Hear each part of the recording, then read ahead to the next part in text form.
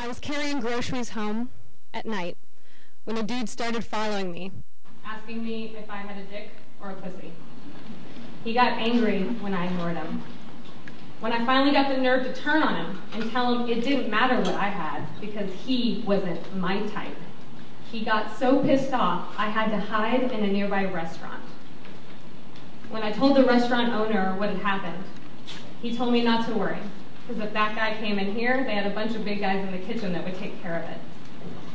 He also called me a cab and waited for it with me, rather than oversee the closing of the restaurant. This is an actual story submitted to the Baltimore website. My name is Shawna Potter, and I started the Baltimore chapter about 3 years ago, and this is my incredible co-site leader, Melanie Keller. And in case y'all didn't know, all us Hollabackers are encouraged to share resources and skills and experiences with each other, all the site leaders, all the volunteers. And that allows us to learn from one another and to build each other up. So thanks to this decentralized leadership model, actual language, we got to hear some really inspiring news from our sister site in London back in March of 2013. They just formed a partnership with Fabric, a local club that was tired of hearing secondhand that women were being harassed in their venue and then refusing to come back for fear of being harassed again. So by pledging to remove harassers from their space, Fabric showed their community that they prioritize the safety and comfort of their female patrons. And upon hearing this, we said, why not Baltimore, right? Because street harassment doesn't just happen in the street. Street harassment can force you to duck into a closing restaurant for safety. It can follow you into your favorite club when all you want to do is see your favorite band play. And it can force someone to abandon their fun night out because they'd rather leave than risk the re-victimization of not being taken seriously when they report their harassment to staff.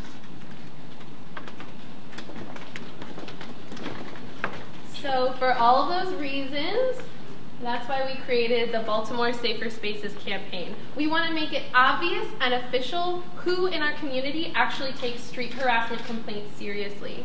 And we want to provide a consistent training so that everyone knows how to handle these kinds of situations in a really victim-centered way.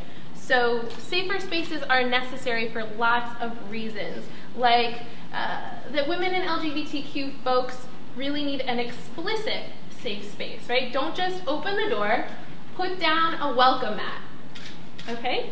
And because of victim blaming and rape culture and the normalization of street harassment, women and LGBTQ folks are really socialized into silence. So, and not to mention, instances of harassment by typically male security staff, right? So at a club or a coffee shop, most women do not speak up when something happens. And by the time that they do say something, they've been enduring harassment for a long time. So safer spaces are necessary because it is up to a private space to set the tone for patrons by taking that first step and saying, hey, these complaints are welcome, they're valid, and we're going to take them all really seriously. So the trans person who shared their story of ducking into a restaurant earlier, they just got lucky. We don't want to rely on luck. We want consistent, conscious, obvious, and active bystanders to help our city become safer for everyone. And not only do venues need to know how to appropriately handle complaints of street harassment, but customers need to know that venues know how to deal with complaints of street harassment, right? So why else are safer spaces necessary? They're necessary because gender-based violence is real and it's preventable. And there's research to back it up. So a study at the University of Toronto and the University of Washington looked at how alcohol affects levels of sexual aggression between straight men and women at bars. And according to their observations, the amount of alcohol that men consume does not affect how sexually aggressive they are. So that means that the popular excuse that, oh, he's just drunk, when he grabbed my ass, he didn't really know what he was doing, was proven false. Okay, so men who are sexually aggressive know exactly what they're doing when they prey on vulnerable women. And in this study, bar staff was rarely seen to intervene in these kinds of situations. And the lead researcher, Kate Graham, explicitly stated that if bar staff wants female patrons to come to their bars, they need to be trained to intervene, because that is the only way females will feel safe. And we totally agree. So, in Baltimore, we worked to create a unique version of a pledge to make private spaces, not just public spaces, safe for women and LGBTQ folks to be themselves and to speak up if someone is harassing them. So when a venue signs on to our Safer Spaces campaign, we give them a unique poster that we require them to display in their business. So it shows the entire community, patrons and potential harassers alike, that this venue does not put up with street harassment. We also give them a binder full of resources like Street Harassment 101, how to avoid victim blaming, crisis response skills. We promote them on social media, and we let the city know that this space knows how to deal with complaints of street harassment. They're an official safe space, and that they've completed the most important part of the Safer Spaces campaign, which is the training. I'll let Mel talk about it. So the training session that we require is super, super important. And we actually do a lot of role plays and go over 3 basic choices of action for all venues to present to people who complain of harassment. So that's, you can keep an eye on the harasser, you can talk to the harasser directly, you as a staff person, or you can just kick them out. And you wouldn't kick them out forever, but definitely after that incident. Okay, so although some venues already have ways to deal with harassers, we want all of the venues to have consistent and victim-centered methods.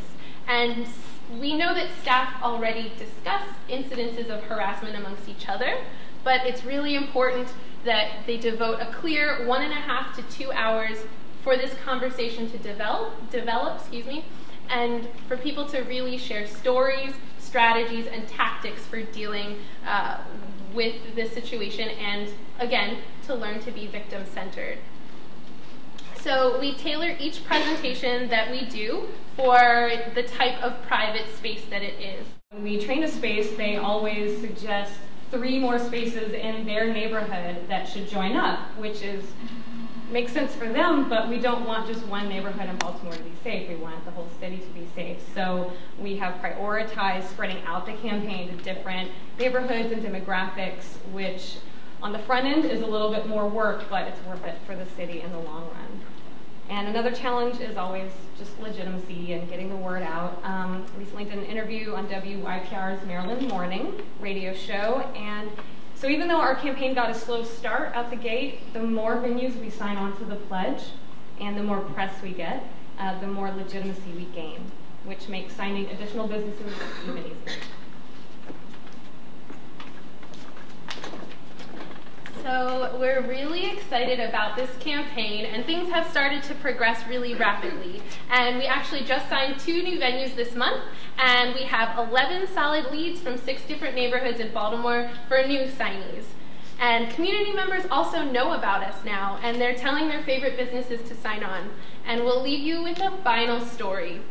So this past March, exactly 1 year after we first heard of Hollaback London's partnership with Fabric, 2 Baltimore women were at a music venue, and after enduring harassment by both patrons and security, they decided to leave. They took it upon themselves that night to email the venue's manager and say, hey, you should sign on to Baltimore's Safer Spaces campaign, which is so cool. We love that.